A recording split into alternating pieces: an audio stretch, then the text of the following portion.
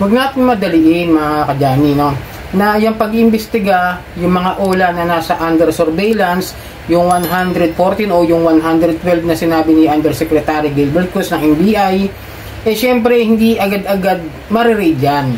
Kailangan kasing patunayan din nila, kailangan malaman talaga nila doon sa mga nagre-reklamo at sa kung ano yung mga ebidensyang kailangan nila para isubmit yung mga search warrant o mga warrant of arrest na kailangan nila bago sila makapag-parade.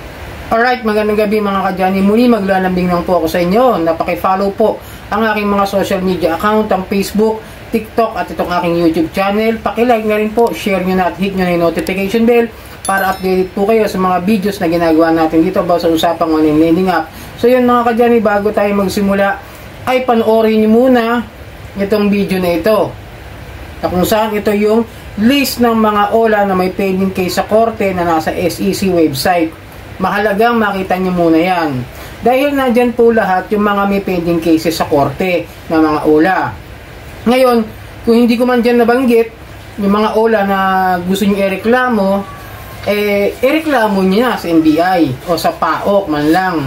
Kasi sila ngayon mga aktibo sa pagre-raid. Kung sa PNP, pwede rin naman. PNP Anti-Cybercrime, baka i-forward kayo dyan. Something like that. Kung yun ang pinakamalapit na ahensya ng gobyerno sa lugar ninyo. Pero ito kasing SEC list na binanggit niya, na binabanggit ko ngayon, yun yung binanggit din ni Undersecretary Gilbert Cruz na nasa under surveillance nga na 112 na mga OLA. Kaya nga pinag-iingat sa mga modus nito mga to. Unang-una kaya yan magiging under surveillance at hindi agad-agad magre-raid dahil karamihan dito sa mga OLA na ito, at hindi ko lalahatin na, dahil karamihan dyan yung abusado. At yung ilan-ilan dyan, ay mga wala namang problema. Walang masyadong complaint, walang masyadong harassment, walang masyadong kung ano nung ginagawang mga paglabag doon sa mga fair debt collection practices ng SEC. Ngayon, kung yung problema nyo yung interest lang, tapos hindi naman kayo naharas, si SEC po at saka si BSP po, yung Bangko Sentral ng Pilipinas, ang bahala po dyan kung yun na reklamo nyo.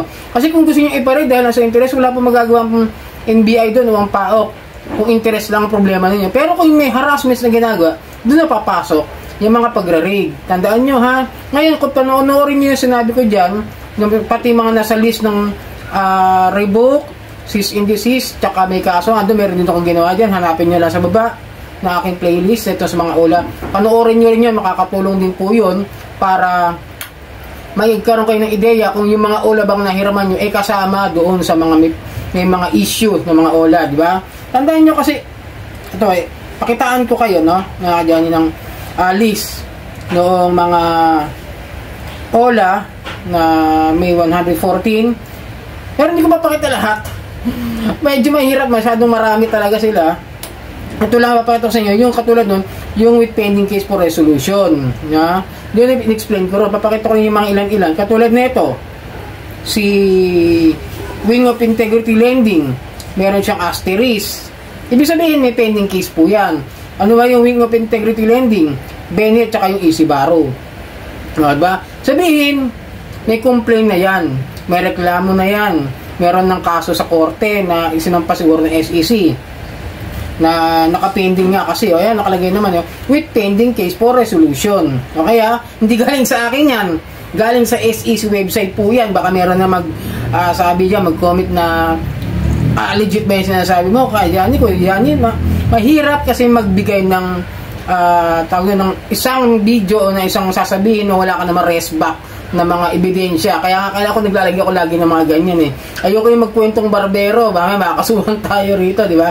Kaya hindi ako pwedeng basta-basta bumigay ng mga salita na wala akong pagbabatayan o yung facts na mga evidence na kung saan ko kinuha at legit yung mga kinukuhanan ko. Okay? Kaya siguro naging iba itong channel ko doon sa mga ibang nagre-review na mga about sa mga abusive online lending app dahil nga pinapakitaan ko kayo ng mga tunay na mga ebidensya na nagagaling mismo sa mga legit na ahensya ng gobyerno para magkaroon kayo ng ideya na ano ba talaga yung mga may kaso, mga may revoke, mga may pending cases. Kaya nga, ito maaari magiging batayan ng NBI para i-under surveillance yung mga OLA na nanghaharas at nangaabuso ng mga kliyente. Sana wag tayo maging mainipin. Hindi basta-basta yun, sa totoo lang, no? Ilang araw nila pinag-aralan yung ang online lending company na yan, yung online lending apps na yan na niread nila dito nakaraan, di ba? Ayon sa Undersecretary ng NBI na si Gilbert Cruz. Ayon sa kanya, sinubukan ng ahente nila na mag-loan. At then after na mga 1 linggo or 7 days, tsaka nagsimula yung mga harassments.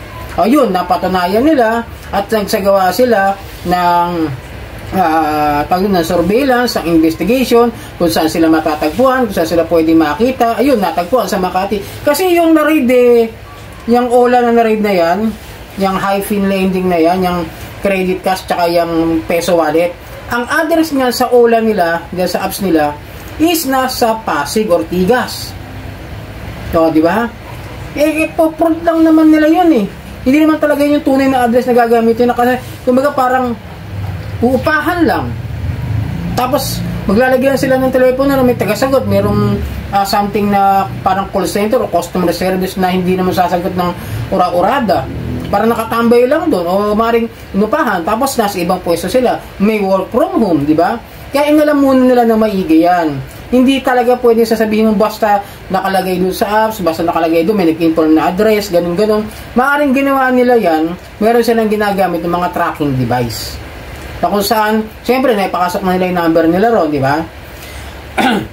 Ngayon, may mga tumatawag na. Yun ang teorya ko sa paraan nila.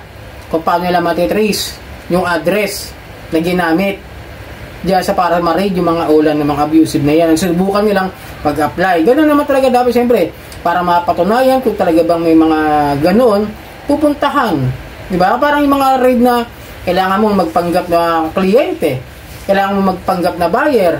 Ganun ang sistema talaga para mapag-aralan mo kung paano masasawata o madadakip yung mga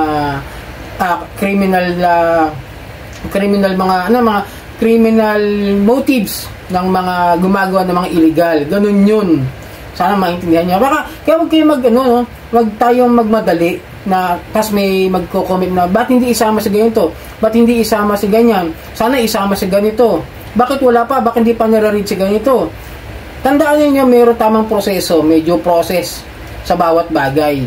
Na kumbaga, hindi natin tayong pwedeng basta-basta action lang ng unang sapat na batayan. Kahit ako, di ba? Hindi ako basta-basta gumagawa ng video para lang magpabida. Gagawa ako ng video, may batayan. May pagbabatayan ako. Hindi ako basta gagawa ng isang video na maaring hindi totoo o maaring mali yung informasyon. Kaya nga minsan nahihirapan ako mag-research. Kasi kailangan ko talaga ng proof of evidence o yung facts na kailangan ko isabay dito sa mga videos na ginagawa ko. Isa yun sa mga mahirap na gawin. Nalat ako, may trabaho. Gusto ko rin subukang tumulong at magbigay ng informasyon dito sa PAOK sa NBI. Humingi na ako ng tulong sa mga miyembro ko sa GC, pero ang problema, mga nabura na nila yung mga message. Yan sabi ko, gusto ko subukan mag-forward ng email sa PAOK, and then baka by this weekend subukan ko mag-forward sa kanila. Ngayon kung meron kayong mga problema, subukan natin i-forward sa NBI at sa PAOK yung mga problema sa mga OLA. Message nyo lang po ako doon sa aking Facebook page, pero hindi ko agad-agad masasagot, mga kadyani, tandaan nyo. Kasi may trabaho po ako. Hindi po ako 24 hours na may hawak ng cellphone. At yung mga free time ko lang po, yung mga nagagawa kong panahon para makapag-reply. Kasi nga, buko sa GC, nag-research din ako after ko magtrabaho. May gawaing bahay din ako, tulad ng mga paglilinis dito, mga luto, di ba? Pag-uwi sa bahay, yung common na buhay ng isang normal na tao. Pero ito, susubukan ko makatulong sa mga biktima ng OLA para sakali man lang makadagdag tayo ng mga informasyon dito sa PAOK at dito sa NBI Anti-Cybercrime na gumagawa ngayon ng mahigpitang pagsisiyasat at pagsusurveillance sa mga abusadong OLA. Ang pinaglalaban lang naman natin dito yung mga abusado at yung mga mapangharas ng mga OLA agent at yung mga kumpanya ng mga abusadong yan. So yun, sana nakatulong ang video ito. Muli, maglalambing po ako sa inyo na pakifollow po ang aking mga social media account, ang Facebook, TikTok at itong aking YouTube channel. Maraming pong salamat, hanggang sa muli.